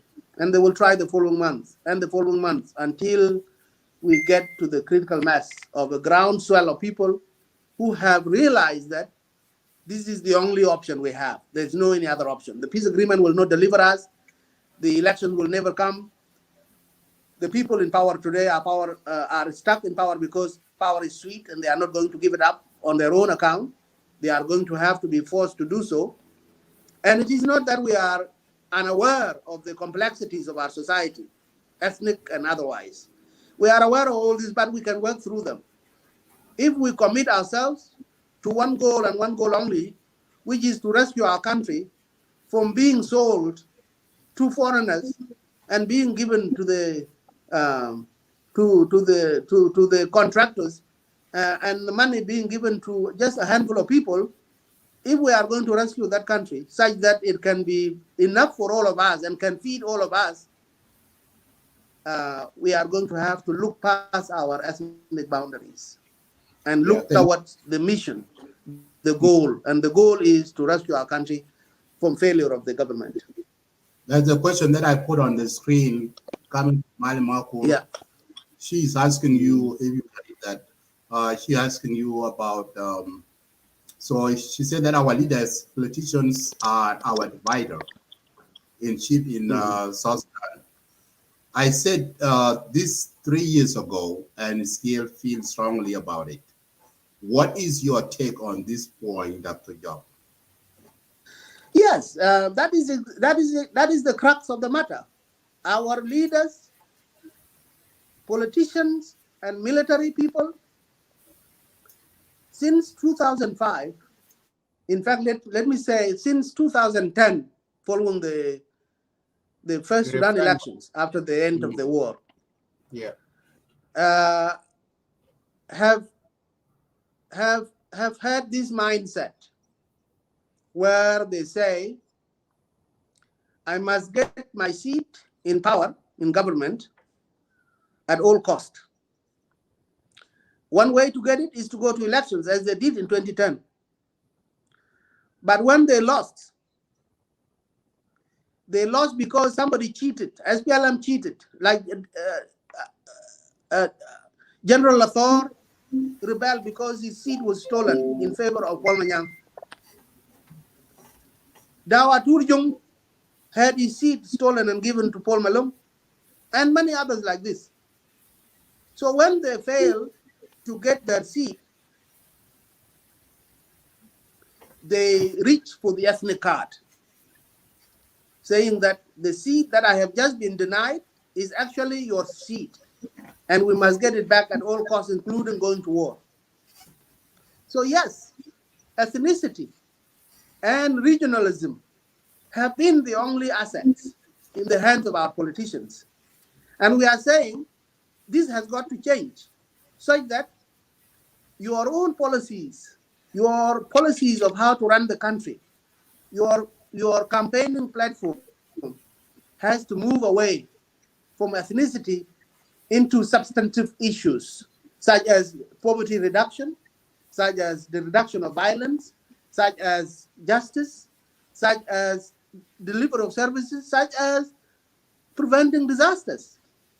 If you don't have a substantive policy that you are using as a basis for running for public office, you cannot come to us saying, oh, you must vote for me because, I'm a Zande and you are Zande, I'm a Dinka, you are Dinka, you must support me, and that if we lose this seat, you are all going to be killed and die at the hands of the Dinka or the Nuer, then that is not a politics we can entertain anymore going forward. And I think that is the crux of the problem. The problems we have in South Sudan is leaders who think that ethnicity and tribe and region is the only vehicle they can ride to go into office. We say no. Give us substantive issues. Give us ideas about how you're moving this country forward. Because after all, what difference does it make if somebody from my own tribe or my own village is appointed a minister? How is the ministerial job going to help us as a community? Instead, we should be asking for services to be delivered to us, not for one of us to be appointed as a minister. What is he going to do with the ministerial job? Give us his salary? And so we say, when we stand behind somebody and push him into public office because he's one of us, basically we are telling that person, you go into that office, you steal public money and give it to us. We are making them corrupt, and then we run around complaining about corruption, when in fact we are the ones pushing for corruption by always trying to get into office people who are our tribemen or women. I think the moment has come for all of us as citizens and as leaders to really face the realities right in the face. And the realities are that corruption does not happen in a vacuum.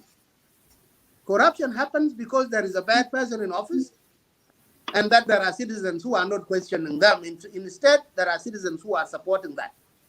Such that corruption has become a part of our culture. If you want to cut corners to get a doctor's appointment, you pay a bribe. If you want to evade taxes, you bribe somebody. Like this land issue that has become a problem in Juba now, it's because there are government officials who are selling land to multiple people through bribery. And then they turn around and say, oh, land grabbers. When in fact, all you have to do, there is a law. There have been laws in South Sudan dating back to 1972 about how a person living in a town, how do you acquire land? It's not a mystery. It's just that there are people sitting at the top, at the land office and in the judiciary who are corrupt. And we support the corruption by going forward with it, by going through all that, instead of saying, no, I'm not going to pay any more than what the government has decreed. And you insist on not paying it until that land office is going to give up. When we all unite our positions and say, we can no longer vouch for corruption as a way to run our country. I think this is the problem. And that problem has to change only if, and it will only change if we change the current government. The current setup has to be overhauled. Okay, thank you. We have a few more questions that my colleague Peter Khan is here. He wrote down some of the audience questions, so he have them with him. I will give this floor to him so that he can ask you those questions, and then we will wrap up the show. Thank you. Sure. Peter Khan, welcome. Thank you, Abraham Madit, Isaac Dink, and Professor Jok Madut. Welcome to Lagos State Media. It has been a while since I met you, way back in Vermont. Well, that was 2002 or 2003. Yeah, that was a long time ago. Okay, good to see you again, sir. Yeah. Anyway, most of the questions have already were already asked because I'm on the road. I'm traveling and took a little bit while for me to settle down. So I have seen Madita put them on the screen, and you answer most of them. The only thing that I think I'm going to ask you, and probably you might want to explain it to people a little bit here. It gets confusing every now and then. The difference between civil disobedience and uprising, because I know you have said you are not a member of the PCCA, and you support the idea. So, what is the difference between civil disobedience, uprising, and rebellion? Mhm. If you can educate the general public Well, about. I can say from how I understand it myself. I will say a popular uprising and civil disobedience are the same. That means ordinary citizens going onto the streets peacefully demanding whatever they want to demand from the government, and they are doing it peacefully, and they are using their constitutional right to gather, to speak, to demand their government. That is a protected right. Rebellion, it depends on uh, what kind of rebellion. If it is an armed rebellion, then of course that is not something that I support. It's not something that I will ever rally behind. But that means it involves violence. Rebellion often involves the use of violence as a way to achieve political objectives. And that is something that South Sudan has been dealing with and living with since 2010. And if you are a citizen of that country who has seen and watched how it has wreaked havoc and destroyed our country, we will never vouch for anyone who used to want to use rebellion. This is the reason why you will find that some of us might be contacted by some armed rebels, like the one led by Paul Malone, the one led by Thomas Cirillo, and we agree with them on.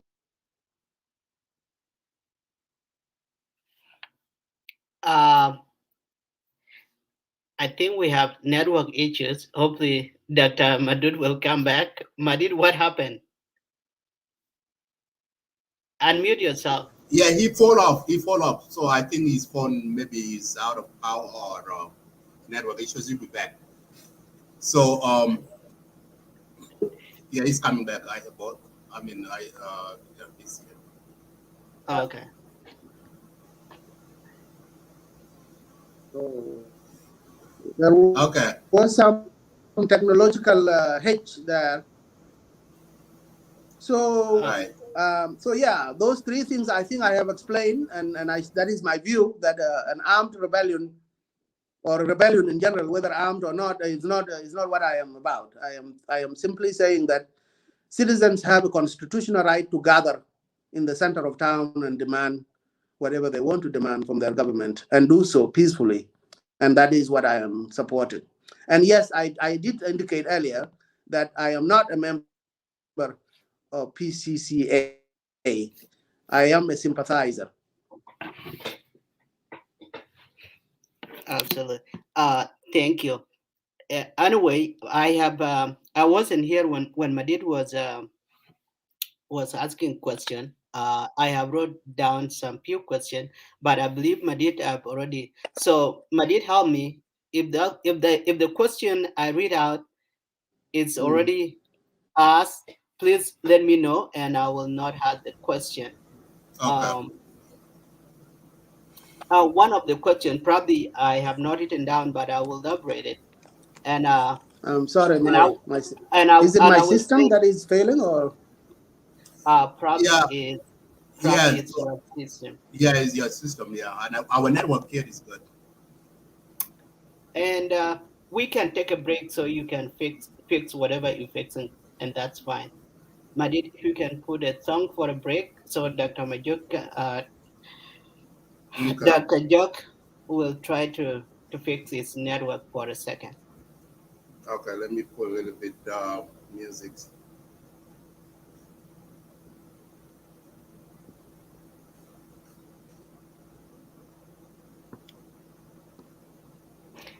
If your question was not asked, let me know. Write it down again, and I will ask it. I will ask your question as well.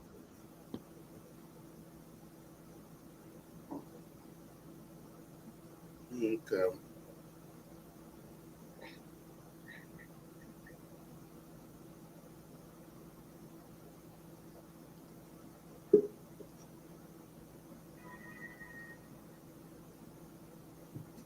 Yes. Morris Mabur, I have, yes, I'll make sure I had the question. Um, uh, it look Morris staple right now. Mhm. Okay, that's good. Yeah, so Madit, let me know if the question was already asked. That way we don't repeat ourselves, and we know here the time is money and so forth. Um, the first question that I wrote down, it actually came from Tong Gongdit. Is the question asked Madit or no?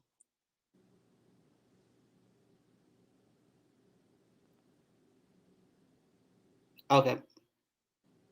The question said, well, okay, last month President Kiir said election will be held. Anyone doubt that? Let come forward. What is the comment from Dr. Jok?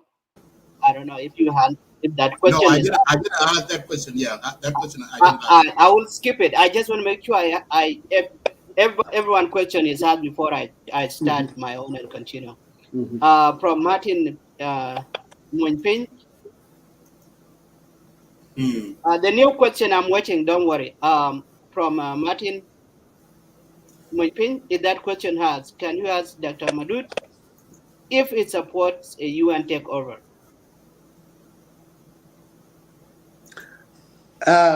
No, obviously no, no.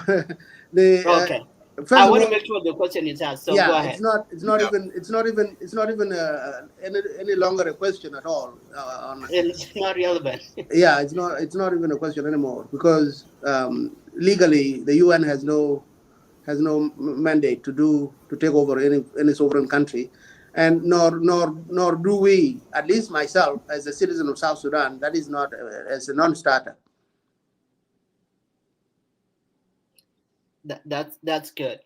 People don't understand that if you, because it, when someone has a different opinion about either the governing or anything different in South Sudan, probably the bad thing will come up. Actually, um, Mhm. I will add more into that because I watch. It was on Wednesday, if not Wednesday, this past Thursday. Uh, there was a Mhm. um, I believe it was a briefing or a dialogue at U.S. Embassy in South Sudan, and someone was asking a question. Uh, Probably it looked like U.S. is against South Sudan and so forth. When someone have a political agenda, they'll be like, "Oh yeah, it's being supported by the United States." So, what is your take on this? Right. How did U.S. become really, really bad that when someone either came from Right. US that have a different opinion about the government of South Sudan, how, where did this come from? And it's all over the world. Actually, South Sudan was born out of United States support. Where Right. did all this come from? Well, first of all, it is a combination of uh, intellectual laziness on the part of our citizens uh, to not even listen to oneself when you say that question. United States expended a lot of resources, a lot of political will, a lot of capital to support South Sudan to become independent. Why would the US be against South Sudan at this hour? It's a combination of that. People not even thinking deeply about the question they are asking, and and the fact that a lot of US officials have been very critical of our government on matters where our government has failed, on the issue of corruption, on the issue of slow implementation of the peace agreement, of widespread violence,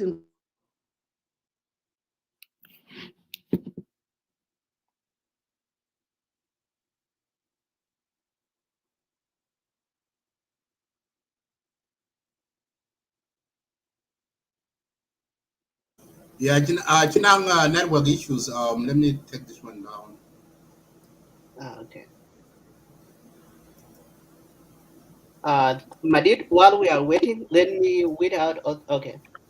Um, yeah, I'm back. I'm sorry, the system seems to be unstable. Yeah, yeah. And you have been here for a long time. It might be yeah, for your 2 hours. might be your computer that's slowed down. That's fine. Mhm. Okay. Can you hear us? Okay. I can hear you, yes. Okay. Yes. Go ahead.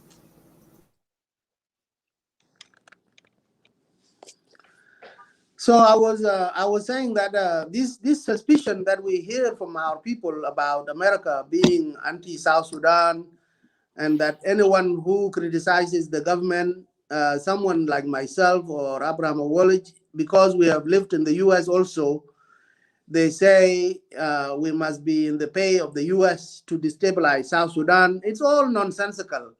It's unfounded. It's not even something an intelligent person should entertain, because we are watching our country. We live in our country. None of us needs to be inspired by the United States in order to criticize the government of my country. Uh, and secondly, the United States is not the enemy of South Sudan. Right now, majority of the health services being delivered in our country are funded by U.S. money. Same for education. Same for many other services. So I am not defending the U.S. The U.S. is capable of defending itself. I'm simply pointing to this facile suspicion that the U.S. is behind any South Sudanese who criticizes the government. Why? It is us who live in South Sudan. It is us who see the suffering all the day, or every day. We don't need inspiration from outside. And we are smart people. We are intelligent citizens. We don't need somebody else to tell us what is going on. We ourselves have the obligation and the knowledge to point out to our government where it is doing wrong and suggesting where it can improve it. This is what we've been doing since 2011. We've been trying to nudge the government to improve things. But now we have reached a point where we say it's a total policy bankruptcy. It is intellectual bankruptcy. It is not reformable anymore. This government cannot be reformed. And therefore, the time has come for all of us in our various political movements to sit down with our leaders and say, the time has come for you to exit, and let us start a new dispensation. Okay. Thank you. I hope people learned and understand from an intellectual perspective of your caliber. So they know exactly which is the relevant and where is the problem, where do the problem lie. Um, Another question, Madid, let me know if the question was asked as well. Our son lad has after a revolution who will take over, and it's one of those questions that come every now and then. What that question has or no? And No, I didn't ask that question because No. that's the if question. That's the if question. So we skip it. one of the questions that I ignore, I'm sorry to the person who had the question, but the fact is we are in difficult situation no matter what. I believe even if people are from PCA who said, we are not interested in leadership or whatsoever, what happened is, let's say the person say us, if you have to say, who do you think will be a capable leader in South Sudan, let's say today, whatever, that yes, President Kidd said, okay, I go. Um, Here you go. Take it over. See, it is a situation where no matter what, our political environment is not feasible. You mentioned the person name today, you be like, okay, for example, X and Z, I see is a capable person. If that person is in Juba, tomorrow we'll find out he's in jail. Why would Dr. Madut mention him that he is capable of being a leader? So I ignored that question for that fact. I was here interviewed someone, and I remember our one of our social media engaged person, Brother God said, "You are sending the man to the Blue House for asking that kind of question." So it's that kind of example. So I ignored that question, and that's the reason I ignored the question.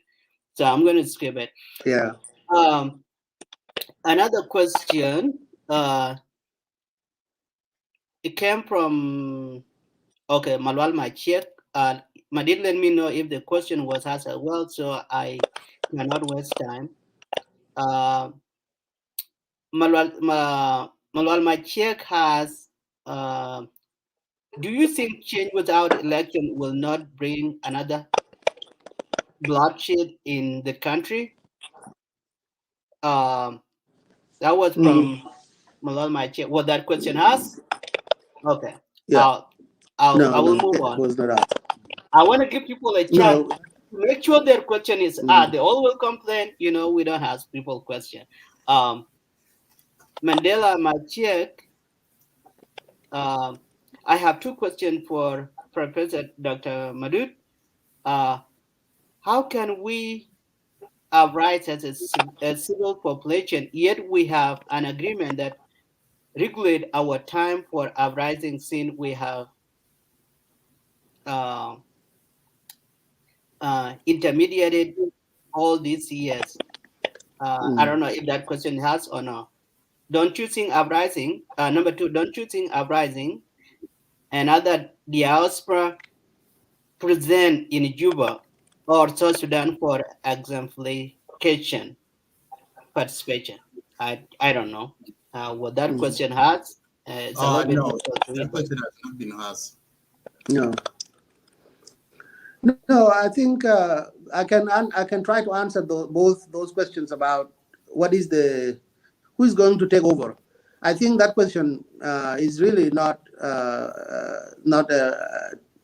an important question at the moment, because what I envision happening, if all the political forces in South Sudan agreed to pressure and challenge the government to step down, then the moment will come when people enter a negotiation process, such that you structure the system that replaces the current government. It might be a coalition of all the different forces, but it is not something one person like myself can answer. I think we need to sit down and work that out together. On the issue of possibility of uprising leading to more bloodshed, why would it? Why would it do that? Unless the government decides that that they should kill the protesters, I don't see where the bloodshed will come from. If the government chooses to shoot people who are peacefully demonstrating, then that is something that we plead with our army not to do it, because it will create more destruction for the country's unity. But otherwise, I don't think there is any reason for a push for a peaceful transition can lead to conflict or violence. If people are not being, if the people in power are not going to simply use a blunt object called army and police and tanks to shoot people who are refusing to be provoked into violence, not even a stone, not even any bad words being hurled at them. Why would the government want to kill people, its own citizens, who are simply exercising their constitutionally protected rights? So that's our position. We don't think an uprising should lead to violence unless the state uses violence, as it has always done, and as we fear it might. Okay. That was the end of the list for question from audience. I have one question or two to ask because probably will. I think Peter, I think he's somebody keep calling him. That's why he's trying his network. Yeah. Okay. Yeah, So it's phone calls coming into my phone that are disturbing my connection. I just noticed it's a phone call that's interrupting your network.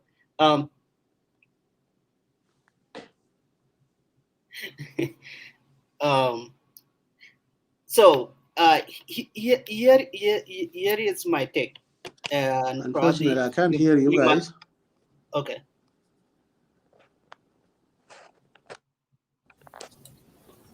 You can't hear us?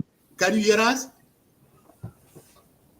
Okay, log out and come back to friend your phone. Madid put him in the lobby and then bring him back, or he can log out and come back. Okay, log out and come back. Let have a 1 minute break. Okay. Sorry, I was not getting you. Are you? Yes, we can hear you. Remove him so and he can log back on.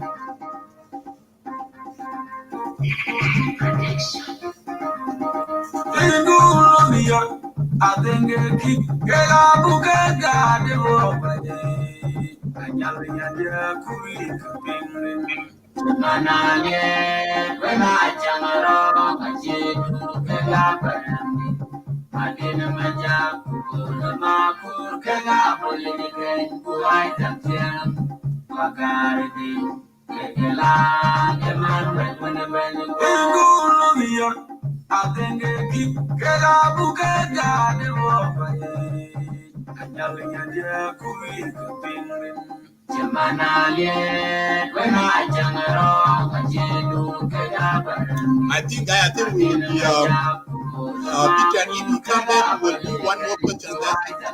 So he's here for 2 hours. So yes, absolutely, one more question.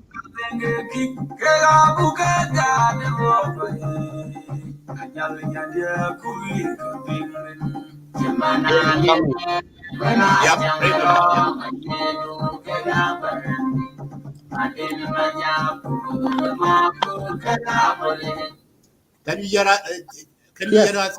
Okay, good.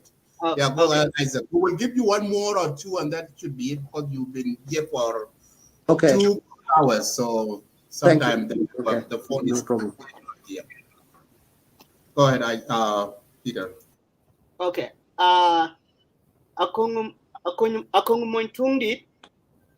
If you can write your question again, I don't know if I missed your question, but let me go back to my list to make sure what your question was.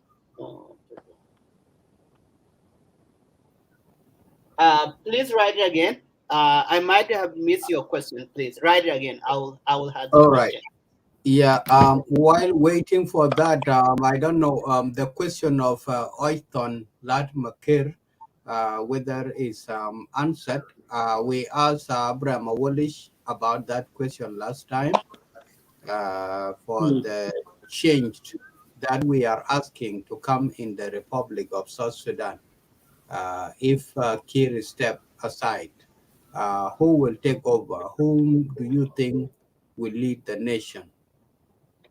That's the question. Did you bring up that one, Abram? Is that question answered or not? I think it's already been answered. The question is answered, I think, twice. Oh, okay. All right, then no worries. I went out before. Sorry for that. I bring that question up on the screen, and that's okay. So, Dr. Madut, while we are waiting for a question, I might have skipped this question. Earlier I was watching on the side while probably not watching, but elaborate. I was listening to about the whole situation in South Sudan. You have spoken on vast majority of it, but I have missed it. If you can elaborate more, it came down to a situation where in South Sudan now, when someone is not happy, the only solution, you pick up the gun, you negotiate, find yourself a position. What is the implication so far about what is going on in Kyrgyzstan um, between Riek Kem and his former general? How is that implicating the peace process at this point? And what is your take? That's one of the questions of Akog Muchina.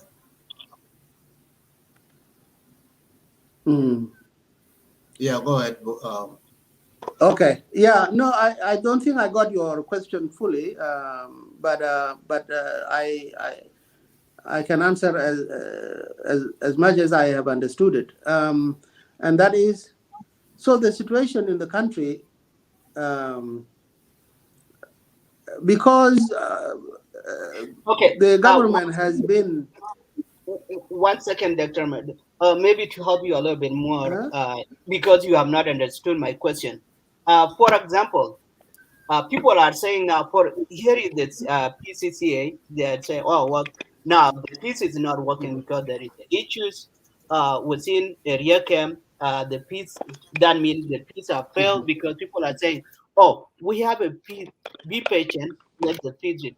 So in that situation, the problem that's going down in Kyrgyzstan, how is it implicating the peace process itself?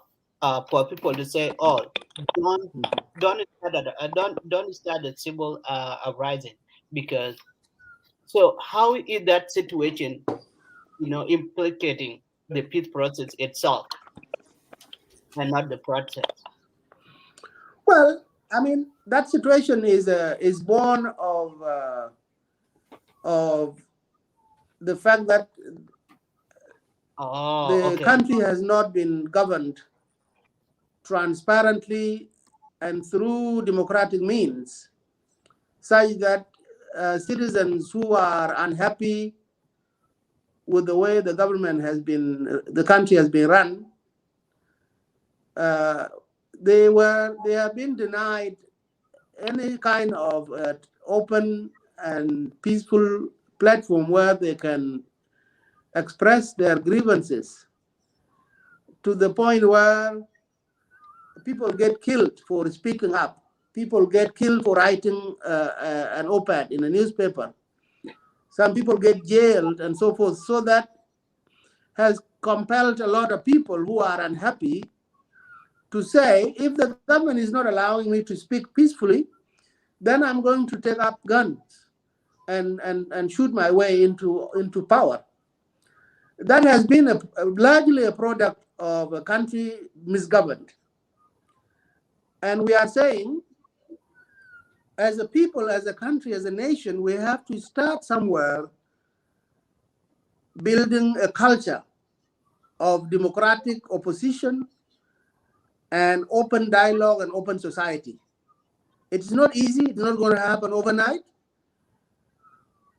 but we have to begin somewhere, such that even if we are not able to achieve that culture in our own lifetime, at least the generations after us will benefit from that culture, where rebellion, armed opposition is no longer a viable way for people to achieve political goals, and that we use civic means leading up to elections, and that the institutions should be robust in ensuring that open society is sustained, so that nobody else ever dream of rebelling against the state. And instead, use civic means, including waiting for elections. If you lose elections, you don't have to go to war, you wait for another. This is how it is done in many countries in the world. And I think we have started that culture. I think we have put into motion the creation of a culture of open dialogue without a resort to the power of arms.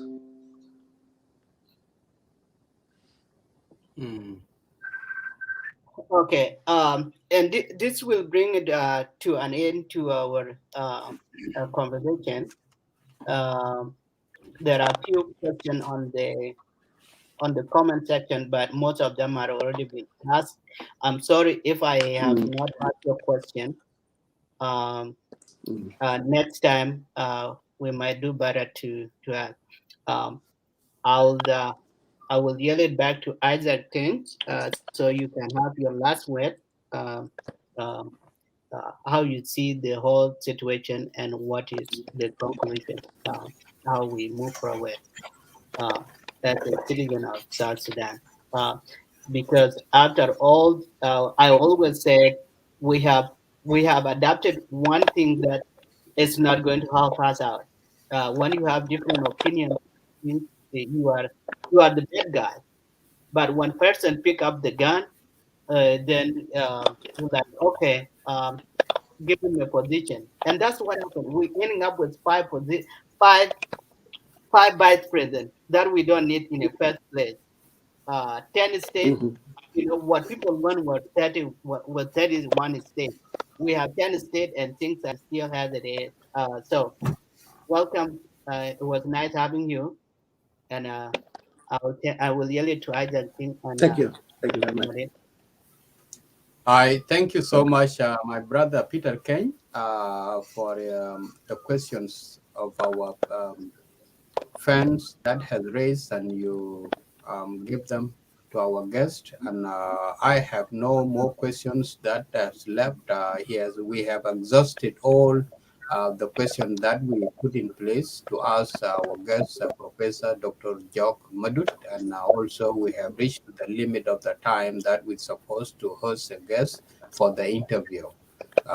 So just only appreciation. That's what I want to say to you, Professor, to say thank you so much for your word. You share your knowledge with us, and being a concerned citizen of the Republic of South Sudan. We appreciate that thing. Thank you so much for being with us at this moment. I will throw Uh, the microphone Thank back you. to Thank Madid. Thank you, Brother Isaac and Peter Ken, and our guest, Dr. Jok Madut. Thank you so much for accept to come to Let's Say Media, and South Sudanese that benefit from your talk. They're wonderful things. At this point now, we will give you a chance to put in your last statement, and then we'll close the show. Thank you again. Thank you. Okay. Thank you. Thank you all for hosting me. It's been a wonderful conversation, and I hope your viewers have also enjoyed it. We surely have a lot of questions. We cannot answer them all in one sitting. South Sudan is at the crossroads. Is it going to be a viable country that loved all of us and we all love? Or is it going to be destroyed by a few who are now holding it hostage? Uh, we want to build a culture where anybody vying for public office can pursue that through civic means and by tabling their agenda, their substantive contribution. And let us reduce the need for armed rebellion. We have also started to build a culture where a citizen does not have to suffer in silence. If you are aggrieved, it is your constitutional right to talk to your neighbor and talk to all your neighbors and make your complaint to your parliamentarians, to your local government. It is your right to speak up. Governments the world over are not known for doing the right thing on their own account. Governments are all, from the United States to the biggest democracy in India, governments are not designed to do good things for citizens on their own. They have to be made to do good things for us. And who makes them? Us, the citizens. It is a government by us for us. That is the basic essence of it. So we cannot expect this government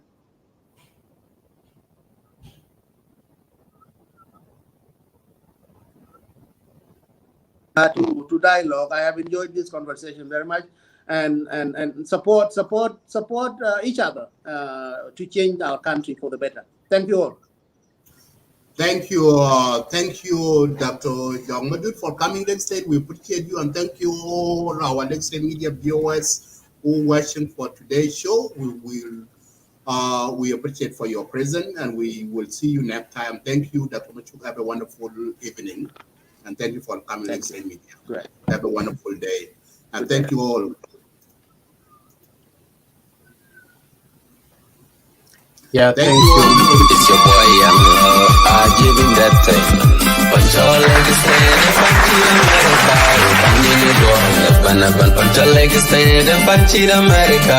Banyi dwal, ban wo kojile kankaro watana watching. Oga level juir kwa ugara ilek.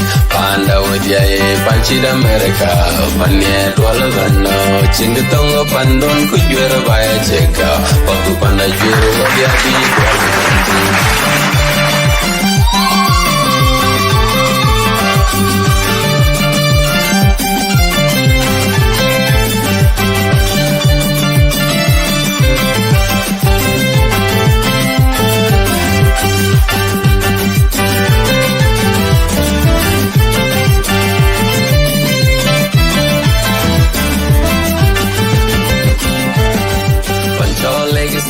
Panchira America, Panjije Dwala, Pan Legacy.